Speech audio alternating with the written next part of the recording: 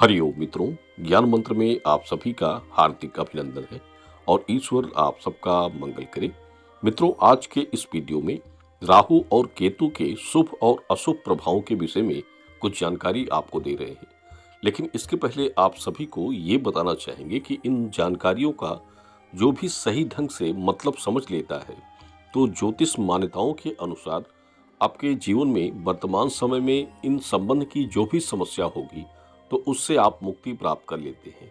मित्रों, राहु केतु कुंडली के एक ऐसे ग्रह होते हैं जो अगर शुभ स्थिति में है तो आपको धन, व्यापार, नौकरी, विवाह, विदेश यात्रा के सुख, संतान के सुख, लंबी उम्र के जीवन भी खास तौर पर प्रदान करते हैं।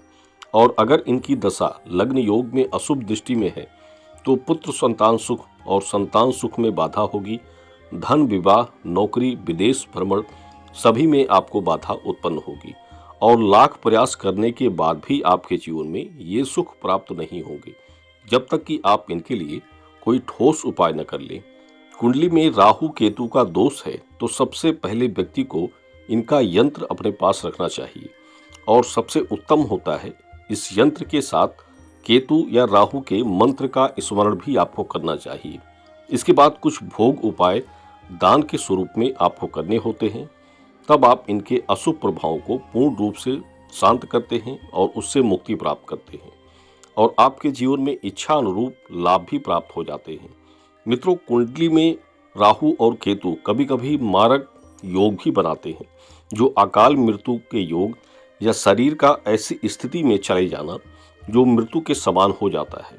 किसी भी विज्ञान या मेडिकल भाषा में इस प्रक्रिया का कोई मतलब समझ नहीं पाता है और इस वीडियो में कुंडली में उपस्थित अशुभ स्थिति के अनुसार इन दोनों ग्रहों के विषय में कुछ जानकारी और कुछ उपाय भी आपको बता रहे हैं। इसे ध्यान से सुने और समझने का भी प्रयास करें। किसी की कुंडली में अगर राहु पहले भाव में और केतु 7वें भाव में हो तो ऐसा व्यक्ति स्थिर बुद्धि का होगा। अधिक बोलना और अधिक लोगों के बीच में रहना उसे पसंद नहीं होगा। क्रोधी होगा, बार बार बीमार भी हो सकता है। विवाह संबंधी बाधाएं आएंगी और वैवाहिक जीवन भी सुखी नहीं रहेगा। ऐसे लोगों को उपाय के लिए चांदी की ठोस गोली या चांदी की अंगूठी में मूंगा 2 रत्ती धारण करना चाहिए और इससे उनको लाभ प्राप्त होता है। दूसरा, किसी के कुंडली में राहु दूसरे भाव में और केतु 8वें भाव में हो तो ऐसा व्यक्ति हमेशा गलत शब्दों का प्रयोग करेगा, गलत लोगों की संगति बनी रहेगी, क्रोधी होगा, अल्प आयु भी हो सकती है और अधिकतर ये समस्या बच्चों की कुंडलियों में अधिक बनती है। इस संबंध में उपाय के लिए काले या नीले वस्त्रों का दान करना चाहिए। काले गाय और काले कुत्ते को रोटी खिलानी चाहिए, तो इससे आप लाभ प्राप्त करते हैं। तीसरा, किसी की कुंडली में राहु 4थे भाव में और केतु 10वें भाव में होते हैं तो ऐसे जातक भी कुसंगति के शिकार होते हैं, धन का नाश करेंगे, झूठे और कपटी भी हो सकते हैं, शरीर से कष्ट होगा और सबसे मुख्य बात कि भातृ सुख यानी भाई का सुख नहीं मिलेगा। अगर कन्या होगी तो भाई का सुख प्राप्त नहीं हो पाता है। और इनके उपाय के लिए राहु यंत्र का प्रयोग करें।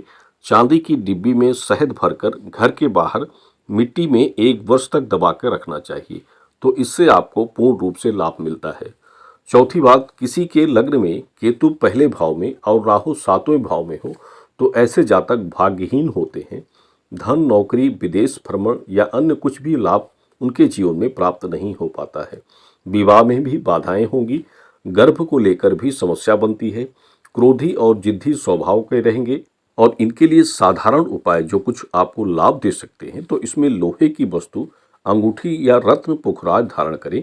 चांदी की डिब्बी में जल भरकर हमेशा घर में रखें। केले के वृक्ष पर गुरुवार के दिन पूजा करें, जल अर्पण करें। 11 गुरुवार ये कार्य आपको करना चाहिए। इसके अलावा राहु 5वें भाव में हो तो संतान दोष, सर्प दोष होता है, पुत्र संतान की प्राप्ति नहीं होगी, पुत्र गर्भ नष्ट हो जाएंगे और इन ग्रहों की स्थिति 5वें भाव में चौथी, 5वीं या 7वीं दृष्टि भी इनकी पड़ती है, तब भी ऐसी समस्या आपके जीवन में होगी। इस संबंध में उपाय के लिए संतान गोपाल मंत्र का जाप करें। प्रतिदिन 108 जाप 90 दिनों तक करना चाहिए और इसके बाद दान स्वरूप में काली उड़द की दाल, 1.25 मीटर काला कपड़ा, 11 रुपए के सिक्के 1 रुपए के समान में, ये आपको 3 माह तक यानी प्रत्येक माह में एक बार ये दान आपको करना चाहिए। मित्रों, इन दोनों ग्रहों से संबंधित उपाय के लिए इनके यंत्र और मंत्र का प्रयोग प्रथम अनिवार्य होता है। यानी इनके मंत्र और यंत्र दोनों आप पहले प्रयोग करें। इसके बाद ये दान के उपाय अधिक फलदायी होते हैं, क्योंकि राहु केतु के यंत्र जब आप प्रयोग करते हैं तो ये ग्रह आपके वश में हो जाते हैं। मंत्र की सिद्धि से ये अपने अशुभ प्रभाव को बदलकर शुभ प्रभाव आपके ऊपर डालते हैं, और इसके बाद जो समस्याएं आपके वर्तमान समय में चलती है तो उस समस्या से आप शीघ्र ही लाभ प्राप्त करते हैं, और अपनी इच्छा जो होती है, जो आपकी सोच होती है, उसको भी आप प्राप्त करते हैं। और ये हमारा दावा होता है कि जो भी इस प्रकार के सही उपाय करते हैं तो 3 से 5 महीने तक आप उन स्थिति में लाभ प्राप्त करते हैं और आपकी इच्छाएं कामनाएं पूरी होती हैं। तो ये आज के लिए कुछ विशेष जानकारी थी। धन्यवाद। शुभ मंगल।